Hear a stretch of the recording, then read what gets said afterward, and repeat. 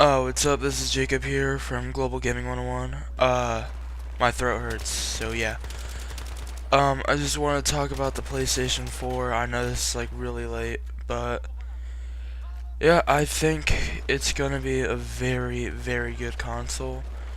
I think this next generation will be, kind of like, this current generation near the beginning of its life cycle. With the Xbox 360 released in '05, it was definitely a powerhouse.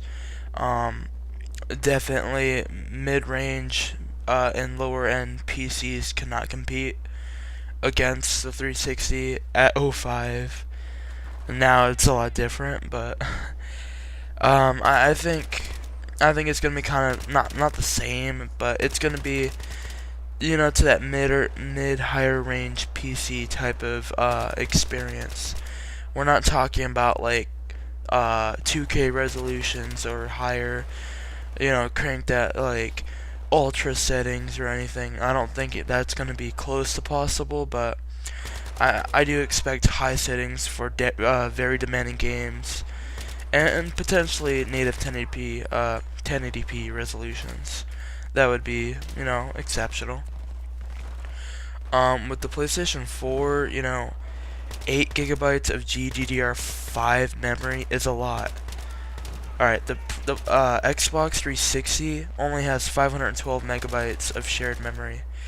Um, yeah, that's shared memory, 512, a half a gig, and it can run Crysis 3 on pretty nice graphical settings. Um, Not exactly 720p, just a wee bit lower, but that's Crysis 3, a powerhouse game. And if that can run Crysis 3, alright, imagine having 8 gigabytes of shared memory. That's in that's GDDR5, which is way faster than what does the Xbox have? GDDR3? I don't know. I don't know, but um yeah, like alright, think about it this way. A top higher end graphics card runs and has about 3 gigabytes of GDDR3 memory. Now, of course, they're going to be powerful because, video memory isn't the only thing. I mean, you can have other things that bottleneck a card. You can have as much memory as you want, but as long as the other parts of the specs aren't as, top of the line, that it's just wasted memory. But it's kind of like getting like 32 gigs of RAM, but having a processor that's like a Pentium 3 or Pentium 4. It's just gonna be like the biggest waste of your life. Even if the first off, would the motherboard even support that much RAM if it's a Pentium 4 processor? But yeah, like I don't know, just alright. So think about it this way, you got 8 gigs of shared GDDR5 memory. You got, boom, you got 3 gigs for your graphics. You got another 4 gigabytes, let's say, for, as if it was just regular RAM. And, caching, whatever you want to use RAM for. Texture caching, I guess, would be a good example. Um, yeah, you got that, you got a lot of memory right there. So, demanding games now, recommended settings require like 4 gigabytes of memory for the PC. That's 4 gigs right there. 4, 5, 6, 7. 4 for RAM dedication, and another 4.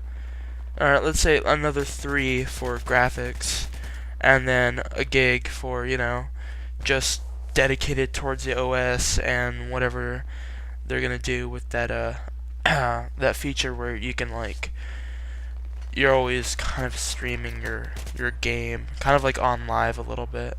How they had that feature where you can just spectate other people playing.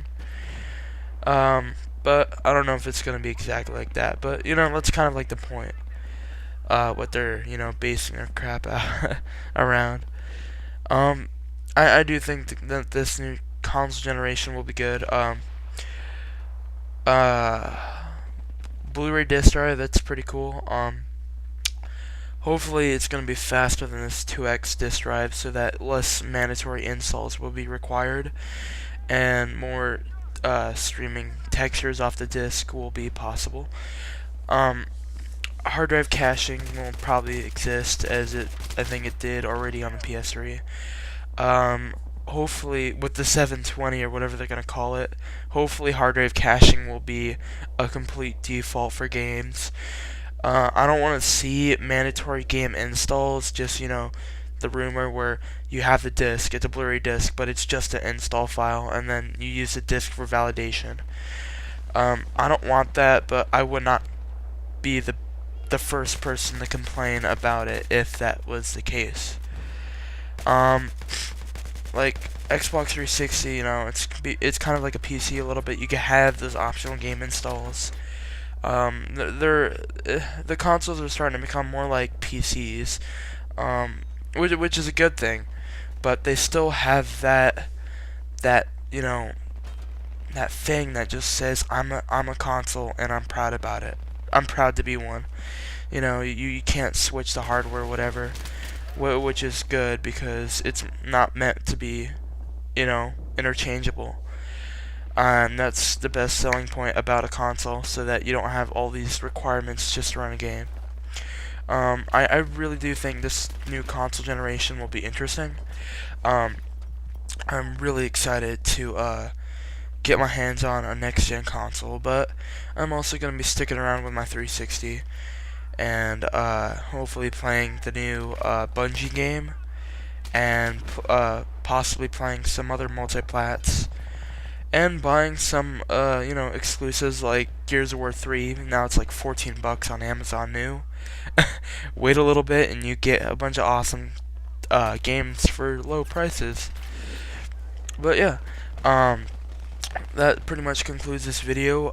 This was not console gameplay of Battlefield 3. I just put together some PC gameplay that I got from my computer. And yeah, but that's about it. Alright, so this is Jacob here from Global Gaming 101 with a stuffy nose and a throat that really hurts when talking. And yeah, peace out.